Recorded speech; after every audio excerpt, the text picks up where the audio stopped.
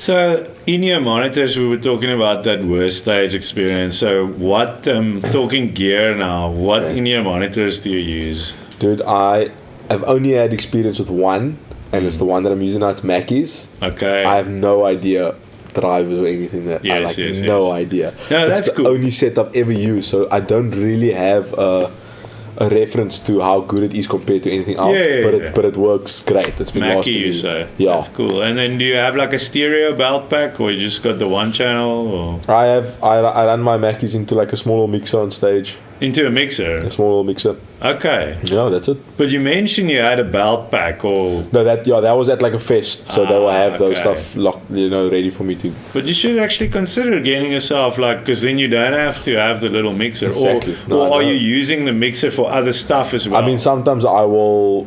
I bought myself an SPD now recently, but a lot of times I will run just track from my phone. If there's a show where there's like 1 or 2 tracks, you know what I mean. If there's a show where it's constantly run on tracks, then the front of house engineer will often run tracks. Just send you the tracks. Yeah. And you'll send me the tracks. So I'll just get my one line and I'll plug my phones in to the mixer.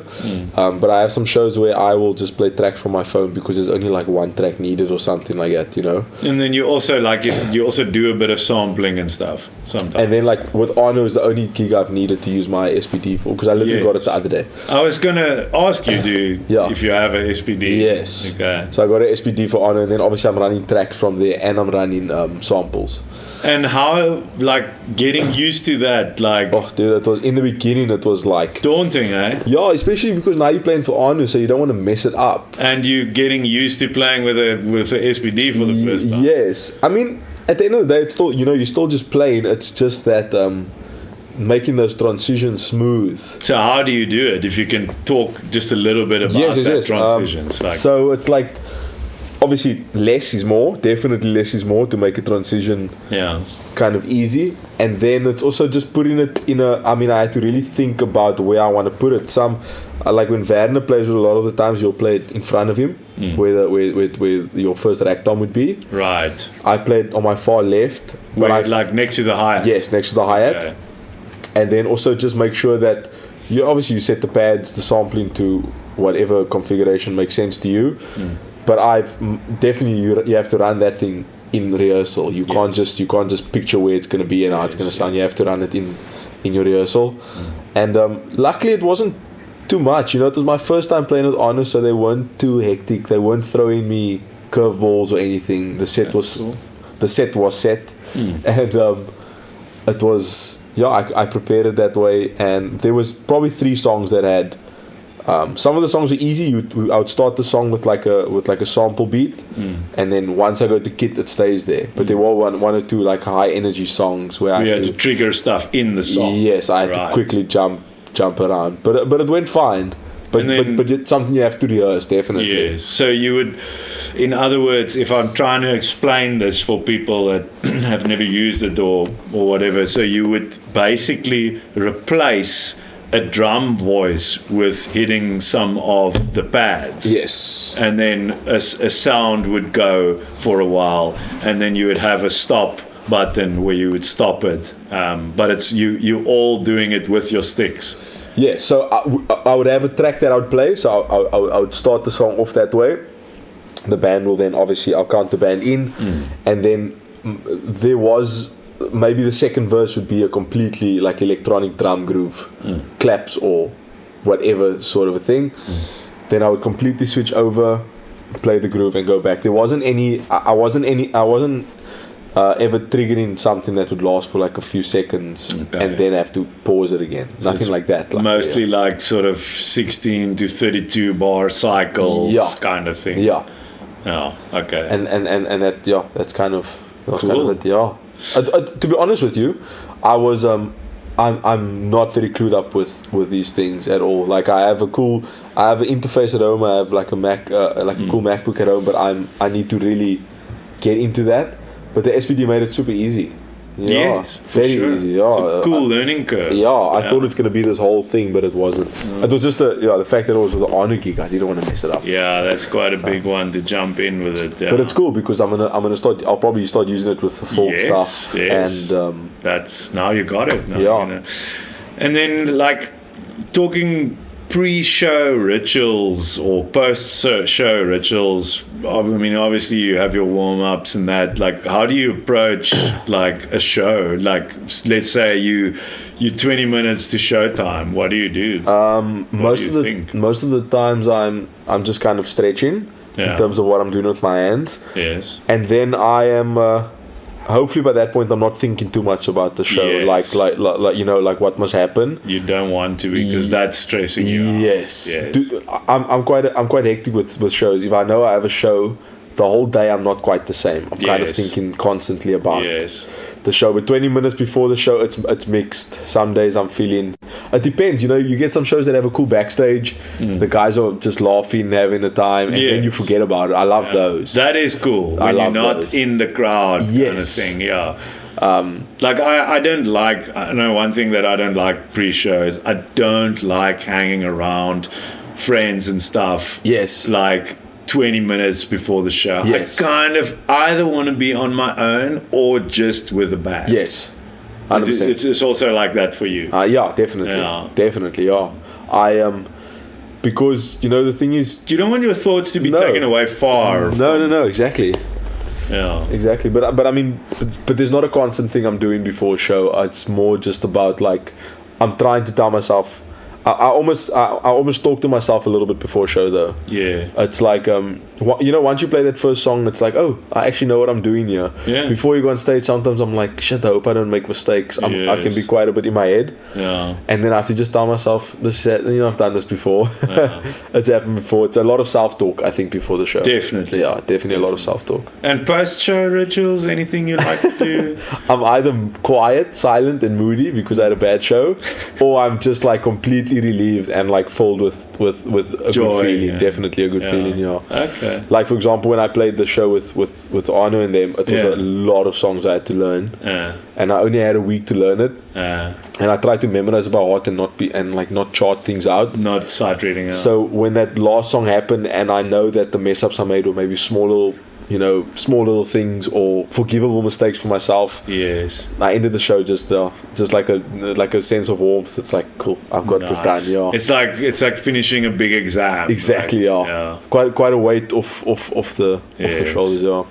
And then we did touch a bit on like you playing Meinl, Tama, and Evans. Yes. Like, what sticks do you play? For the longest time I played the Resonators Tama sticks. Okay, that's pretty interesting. Super cool sticks, dude. Cool. I was paying like 135 rand for a pair of sticks. Wow. Yeah, and that's what they were selling them for. That wasn't like discount.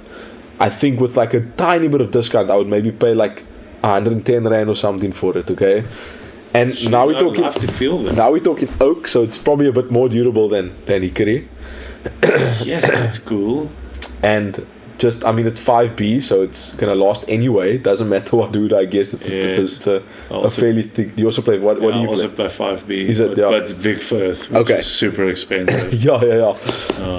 But they are great, and they have quite a long taper, which I like. Awesome. It's like a thick stick, but it reacts. I can play a bit more intricate stuff with it. Yes. But at the moment, I'm playing standard 5B Meinl stick and brush. Okay. Yeah. Cool. Dude, I highly recommend you. I mean, look, I have mad respect for Vic Firth. Vic Firth has the biggest variety of sticks for sure. They have. I mean, every stick has like has a lengthened version of it. Yes, extreme 5/8. And then they have like different lacquers of the same. It's like they really have. It's almost the same as Meinl for me. They have like the same stick in a long version, different lacquer finishes. But you would say you recommend that oak sticks? I mean, for the price. Is it? For me, I wasn't playing it because of the price. I was playing it because I genuinely liked it. But it's a lot. It is nice knowing that you paid 135 rand for a pair of sticks. You know what I mean? That's awesome. But at the moment, I'm playing the Meinl stick and brush, which is Meinl's stick brand, and playing the standard 5Bs. They also it's not that bad. I guess it's like 280. And wood tips. Wood tips. Yeah. I do like nylon tips though.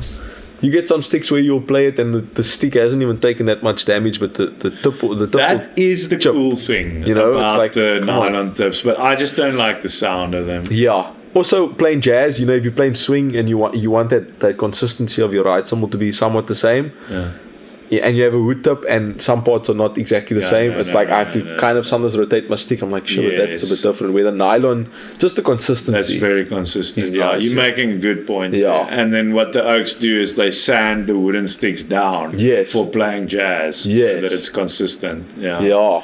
The thing is obviously just... Once again, that's what I like about Vic Firth is they'll have all their sticks with a nylon tip, without a nylon tip. Yes. Maybe not every single one, but a lot of them.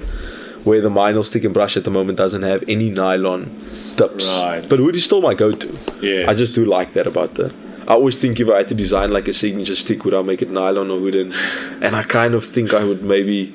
I'd probably just make a version with both. Yes. But you have that option. I do like the consistency of a because I love Promark's fire grain sticks. I love the concept behind it and I like the look of it. But I remember playing that stick once. Once again, nothing wrong with Promark. It's obviously just a moment in time. Experience. But it was like I remember that stick hardly took any damage. You know, I had like crazy and just the part of the tip chipped. Yeah. And I was like, shit, it's not going to really work anymore. Yeah, it's a bad one. Or if the stick cracks and you can feel in your hand, ooh, there's a little crack. Yeah. Dude, I've been cracking more sticks than usual. I normally like celebrate when I break a stick. 'Cause I always never break one. And now since playing with Frank likes energy, and I'm hitting, and I realized I've developed more power just by playing louder, not practicing louder. I just hit harder. Yes, and you're probably also leaning into the stadium snare a bit, leaning into that rim shot. Yeah. That kind of thing. Yeah. I'm always rim shotting. Even at my quiet gigs, I'm rim shotting. It just sounds so fast and so cool. Way more better, dude. Way more better, yeah. Unless you have that thing tuned super low, and you have like a big fat snare drum on it, and you're using the butt end of the stick in the, but then you play in certain things that way. That's the thing. Then you're kind of a one-trick pony at that point. So we were talking about Meinl. So your cymbal setup. Take me through your standard cymbal setup. What do you have? So for my rock gigs, I have penny grip sand hats. Ooh. Yeah, I know. Yeah, the penny grip sand hats. I recently got the extra dry, extra medium thin dry. There's so many little words to fit in there. Yeah. But the extra dry hats also quite nice for the rocker stuff. So when I play with Richard, I'll use mainly the sand hats, 18-inch medium thin traditional crash. Mm-hmm. I recently got one, so now I'm kind of happy with my setup. I have an 18 and a 19 of the same line. Cool. And then the penny grip sand 20-inch ride. Right, 20-inch ride. 20-inch, yeah. Is that the one you were using at Daisy Jones, which you told me about? No. It's not that one. That was a jazz ride. Yes. Okay. So that's what I'll use for my rock stuff. All poppier stuff. So 2 crashes, hats and rides. Yes. Cool. And maybe a splash. I just don't have an arm to... My splash is always upside down on my crash, which is not always ideal. You have to stretch a little bit different to get it. Yeah. And then when I'm playing with Frank, or when I play a jazz gig, which sounds so funny because it's like so different, but I'm using my extra thin jazz hats, Meinl jazz hats, and then I have a 22-inch extra hammered thin ride. That's the one. Yes, that's the one. That's got like a very stack sound, or it's like a yes. If you crash it, it's quite big, but also not big. Yes, kind of thin, but cutting. Yeah. That's crazy. So that's the ride, but I'm not really riding much on that gig. Mm-hmm. And then I have the same cymbal, but in a 20-inch as a crash, and then I have a jazz thin 20-inch as well. So it's 2 20s, a 22, and a 14-inch. So you big mostly cymbals. play big cymbals. You don't really stuff around with 16 inches and 17 inches. I struggle with 16 sometimes, but it depends what the 16 is. The only 16 I've ever played was Zildjian A Customs, which I love, but I do like a 16 as an add-on to already having 2 18 or bigger cymbals. Then I'll have a 16 with it. I have a K Custom Fast Crash 16, which is quite cool because it's decaying so quick. Yeah. So if you hit it, there's time. So what I'm trying to say is the cymbal's not decaying over the first phrase of the vocals. Exactly. Yes. Exactly. What I would do is, like, if I have a, which I could technically be using now, if I have a, let's just say I have an 18-inch crash and I have a ride that can crash, because like that Benny Greb 20-inch can crash, but it's not the type of crash I'm looking for. Yes. Then I need to have a crash on my ride as well. But if my ride can crash, and then I'll have a 16 on that side as well.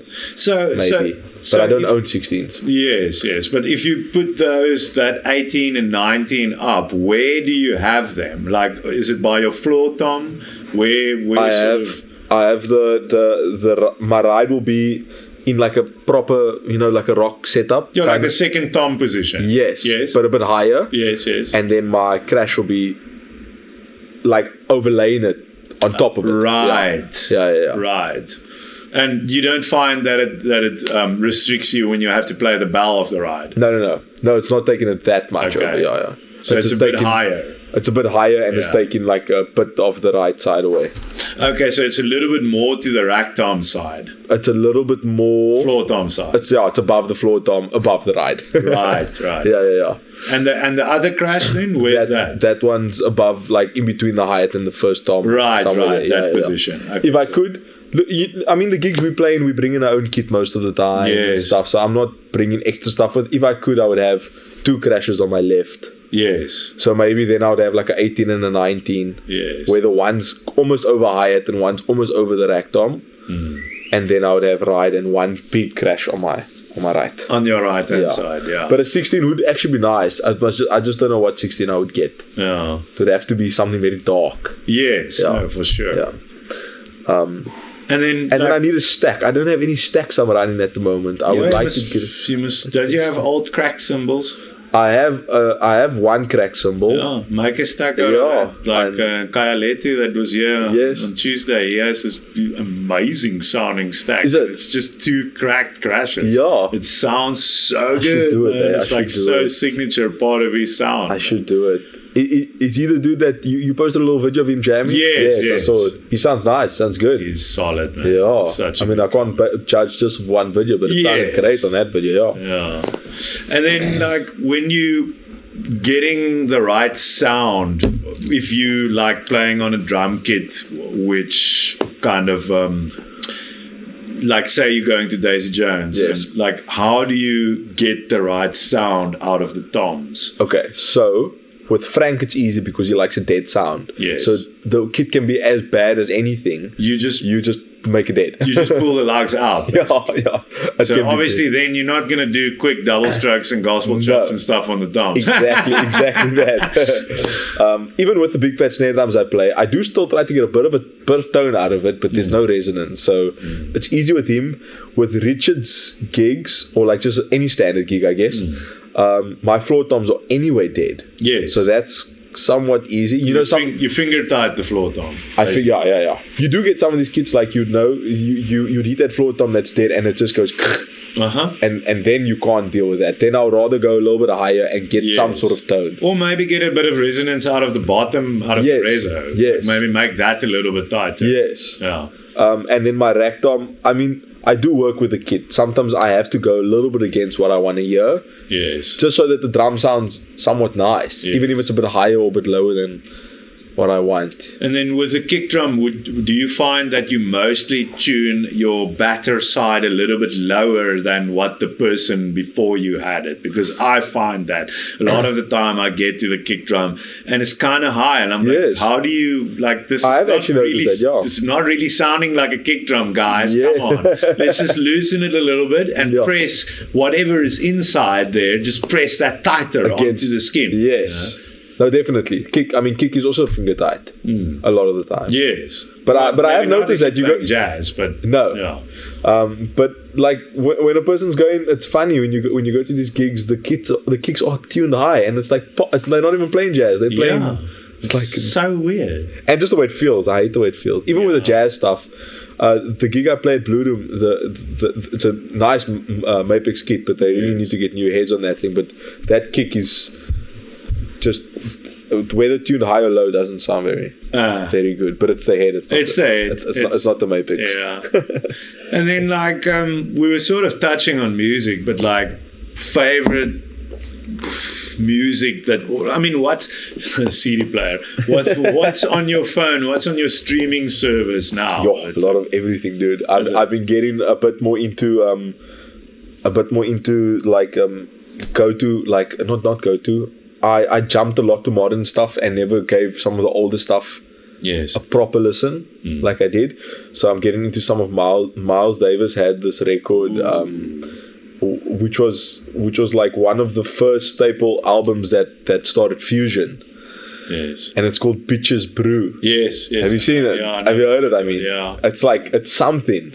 It's like each song is like 20 minutes and it's like out there. It's like quite experimental, I'd say. Yep. I mean, I'm listening to the stuff. I'm like, you guys were playing this stuff back then. They were playing these, you know. That is pretty great. They just go, they like going. I mean, I almost thought they never made weirder things back then. Like everything was today they stretching it, but they were doing that stuff then. I know what you're thinking or what you're feeling there. That's like, it's cool when you realize, shit's been way out for a long time. It's not just the modern day. Yeah. And then my favorite band is Animals as Leaders, so I listen to a decent amount of Animals. Right. And then, but at the moment I am listening to a lot of. I don't actually listen to too much music. I listen to a lot of drummers and a lot of like guitar players and stuff. Yes, like your kind of soloist. Like, I mean, you mentioned Benny Greb. Like, I also like to listen to some of those people's solo stuff. Like, for instance, Annika Niles. Yes. Like that's cool to listen to that nerdy stuff. 100%. So like if I look at my playlist, what I've been listening to today is a band called Car Bomb. Okay. It's metal. I have to check that out. But these guys are messing with some interesting numbers. Serious numbers. Yeah, and then Sleep Token's been like a band I've been checking out lately. One of my students have been telling me about Sleep they have quite a lot of hype. It's these guys, they don't reveal their faces and they it's like poppy almost. It's easy to listen to. I just like how big their songs are. There's like it's like well thought out, like a nice intro, and then the first chorus hits hard and then the second one hits harder. Nice. And then they have a heavy section, and then they bring it down with a sax solo all of a sudden, and it's just like just big, quite proggy. Yeah. What else? I've been listening to, and then like not maybe just you can still pull in something if you like, but I'm just also curious, like on YouTube, what's your favorite channels to watch? Like I watch Rick Beato. Yeah. I mean whenever he's dropping a video, I love listening to his opinions. Right. So you also get into like the engineering side of music. You are interested in I am interested in it, yeah. I just need to I need to really decide to go down it a bit more. But I am listening to it a lot. It's quite important for a musician to understand. Man. And I'm realizing it more and more, and my knowledge is extremely extremely. But you're still young, man. You've got some time to catch up. By the time you're 30, you're going to be styling with it, engineering. Thank you, man. So Rick Beato I love. I mean, the Meinl's always dropping killer videos. Is it? I should start following this stuff. Dude, you have to check Meinl. Like, it's so cool because I love Meinl. If I could have one sponsorship by anyone, it would be a Meinl sponsorship. And but the drummers that they're getting on there, it's like all these drummers I watch on social media. The next minute I see they're in with Meinl. Meinl just stacks them up all the time. I love their stuff. But Rick Beato, I love watching the Meinl stuff. And like anything other non-music related is not really. You just use YouTube. I watch a lot of bodybuilding stuff. I'm quite into bodybuilding. Right. I love the art of bodybuilding. I love guys that are juiced up on steroids. Well, I mean, that are sculpting their bodies. They look. It's insane. They look like superheroes. It is kind of like you can argue that there's similarities philosophy-wise between that and making music on a pro level. Yes, 100%. That's really cool. Huh. So I watch a lot of gym stuff, and I get my moments where I watch quite a lot of food stuff. I love watching like people trying to eat like 20,000 calories worth of stuff. And like, are you a foodie? Do you like? I am a foodie. Oh, nice. I am a proper foodie. Awesome. I love food channels. I love people like ordering the whole Burger King menu and finishing it. I can watch that shit all Well, we definitely have something in common there, because even though I don't watch that kind of stuff, but I do like to eat quite a lot, and I'm definitely call myself a foodie. Yeah, I like to cook and to be around people that cook, talk about food and stuff. But you see, I think that's maybe where we are a little bit different. Like I'm trying to get into cooking. Like I want to really learn how to make some proper food. Yeah. Well, but when I say foodie, I'm also just like I eat a lot. Like I'll eat a lot of fast food as well, and lots of sweet stuff. Like I don't know. Are you eating a lot of proper food? I definitely, being a bit older, I'm a bit more into eating proper food, and I try to stick to a sort of fairly balanced diet. So more into steering away from fast foods, because on 2 levels, I have 3 levels, health wise and then financial wise. Stuff is expensive, and third of all, politics wise, a lot of those big companies are doing things that I don't like to support. I don't necessarily want to be supporting fast foods all the time. Of course, and obviously being a musician, you oftentimes play places where you get pizza and stuff. So when I can, I want to eat properly. Yeah, 100%. That's very valid, dude. So, but foodie nonetheless. Awesome. Otherwise, I don't really know what else I watch there. I like watching.